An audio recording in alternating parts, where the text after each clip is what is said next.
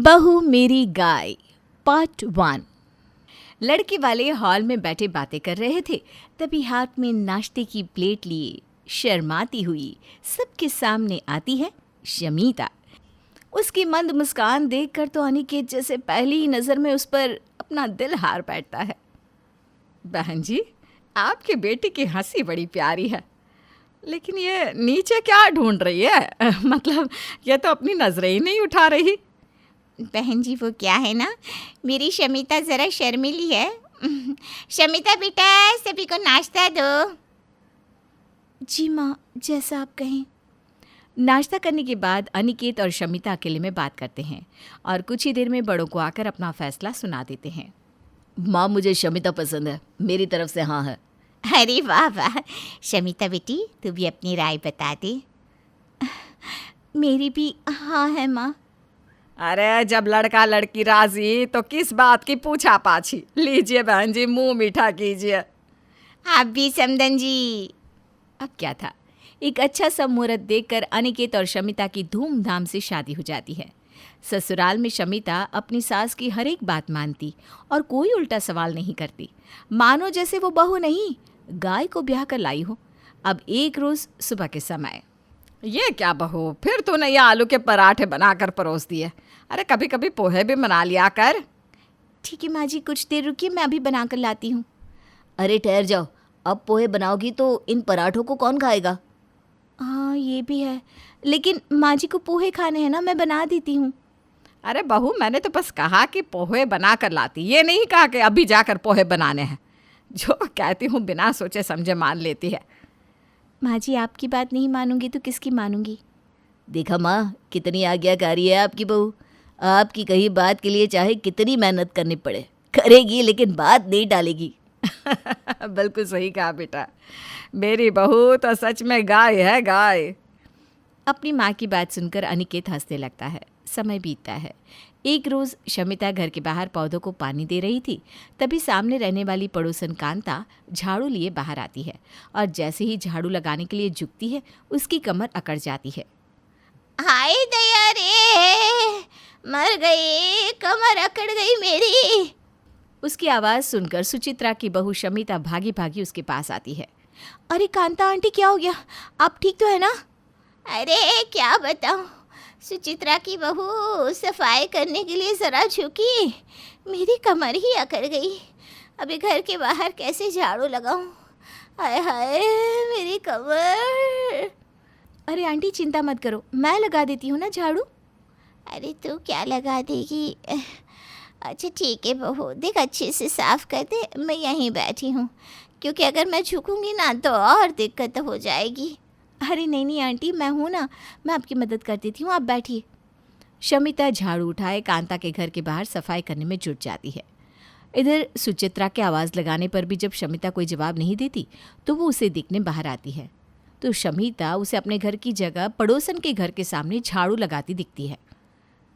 अरे बहू, ढंग से साफ कर, यहाँ तो अभी भी पत्ते पड़े हुए हैं। जी आंटी जी, अभी करती हूँ। हाँ? ए बहू, तू क्या कर रही है? और कांता, तू मेरी बहू से अपना काम क्यों करवा रही है? नहीं नहीं माँ जी, आप गलत समझ रही हैं। वो कांता आंटी की कमर अकड़ गई थी ना, इसलिए वो झुक नहीं पा रही थी, तो मैं उनकी मदद कर रही हूँ। हाँ सुचित्रा, तेरी बहू ना बड़ी संस्कारी और अच्छे स्वभाव की है। मुझे तकलीफ में देखकर खुद ही मेरी मदद करने लगी। ठीक है बहू, अब मदद का काम खत्म हो गया हो तो जाकर थोड़ा आराम कर ले, सुबह से काम पर लगी हुई है। हाँ माँ जी, बस आ ही रही हूँ, ये कूड़ा समेट दो ज़रा। सुचित्रा की बहू तो बड़ी भोली है। चलो अच्छा है, समय समय पर मेरे काम आती रहेगी। कुछ ही देर में शमिता कूड़ा उठाकर कचरा पेटी में फेंकती है और फिर अपनी सास के साथ घर चली जाती है। आते ही सुचित्रा शमिता से कहती है, बहू क्या ज़रूरत थी तुझे उसके यहाँ जाकर झाड़ू लगाने की? माँ जी, क्या हो गया अगर मैंने सफाई कर दी तो? इसमें गुस्सा करने वाली भला क्या बात होगी? बहू, मेरे कहने का मतलब है कि घर में तुझे कितने काम होते हैं, उसके बाद भी तू उस कांता के घर चली गई, तू थकती नहीं है क्या? माँ जी, इसमें थकने जैसा क्या है, और एक झाड़ू ही तो लगाई है मैंने। बोल तो ऐसे रही है जैसे पूरे घर का काम करती तब जाकर थकती। ठीक है, जा अब अपने कमरे में। सुचित्रा अपनी बहू को समझाने की बहुत कोशिश करती है, पर उसकी बात शमिता के दिमाग में बिल्कुल भी नहीं जाती। अब एक रोज़ शाम को कांता बाजार से भारी थैला उठाए घर आ रही थी। अरे दैया, कितना भारी हो गया थैला, मेरे तो हाथ ही दर्द हो गए। एक काम करती हूँ, रिक्शा ही ले लेती हूँ। वो एक जगह अपना थैला रख देती है और रिक्शा देखने लगती है। तब भी उसकी नज़र सामने से बाजार की ओर जा रही शमिता पर पड़ती है और वो रिक्शा ढूंढने की जगह उसे आवाज़ लगाने लगती है। अरे शमिता बहू! अरे आंटी जी, आप यहाँ बाजार जा रही है क्या? नाना बहू, बाजार जा नहीं रही बल्कि बाजार से घर जा रही हूँ, पर थैला इतना भारी हो गया कि हाथ दर्द करने लगे मेरे। अब बूढ़ी हो रही हूँ ना, ऐसे ही कभी हाथ में दर्द कभी पैर में दर्द होता ही रहता है। काश कोई मदद कर देता। अरे आंटी जी, मैं हूँ ना, मैं थैला उठा देती हूँ। अरे बहू, थैला लेकर घर तक जाना है और तू तो जा रही है बाजार, फिर मेरी मदद कैसे करेगी? आंटी, मैं आपको छोड़कर फिर बाजार जाऊंगी। चलिए, मैं थैला पहुंचा देती हूँ घर। आए बहू, कितनी अच्छी है तू। चलो, इसी बहाने मेरे रिक्शे के पैसे और थैला उठाने की मेहनत तो बचेगी। गाय जैसी शमिता कांता की बात मानकर उसका थैला उठाए घर वापस आ जाती है। सुचित्रा उसे आता हुआ देखकर कहती है, अरे बहू, बड़ी जल्दी बाजार से आ गई सब्जियां लेकर। अभी 15 मिनट पहले तो घर से निकली थी। नहीं माँ जी, मैं तो बाजार पहुंची ही नहीं थी। वो कांता आंटी के हाथ दर्द हो रहे थे ना, इसलिए उनका थैला घर तक पहुंचाने आई थी। अब वापस मार्केट जाकर सब्जियां लाऊंगी। इतना कहकर शमिता वापस बाजार की ओर चल देती है।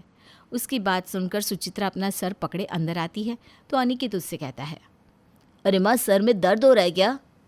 नहीं बेटा, मेरा तो दिमाग खराब हो रहा है। बहू तो गाय की तरह उस कांता की सब बात मानकर उसकी ऐसे मदद करती है जैसे मानो मेरी नहीं उसी की बहू हो। अच्छा, तो आपको कांता आंटी से जलन हो रही है? अरे जलन नहीं, हैरानी हो रही है कि बहू अपने दिमाग से काम क्यों नहीं लेती। ऐसे तो उससे कोई भी आते जाते काम करवा लेगा और वो हाँ जी करके करती रहेगी। अरे माँ, आप इतना सोच क्यों रही हो? अब शमिता का स्वभाव ही ऐसा है कि वो सबकी बात मानती है, तो हम उसे बदल तो नहीं सकते। अरे लेकिन दूसरों की मदद के चलते वो अपना काम बीच में छोड़ देती है। अभी देख, दोबारा बाजार गई है सब्जियां खरीदने। कोई बात नहीं माँ, इसमें क्या बड़ी बात हो गई। आप बैठो, मैं आपके लिए बढ़िया कड़क चाय बना कर लाता हूँ। अनिकेत रसोई में चला जाता है। तभी सुचित्रा दरवाजे की ओर देखती है। आने दो बहू को, फिर उसे अच्छे से समझाती हूँ। पता नहीं कैसी गाय के स्वभाव की बहू मिली है मुझे। क्या सुचित्रा अपनी गाय जैसी बहू को समझा पाएगी या पड़ोसन कांता उसकी बहू का ऐसे ही फायदा उठाती रहेगी? जानेंगी कहानी के अगले भाग में।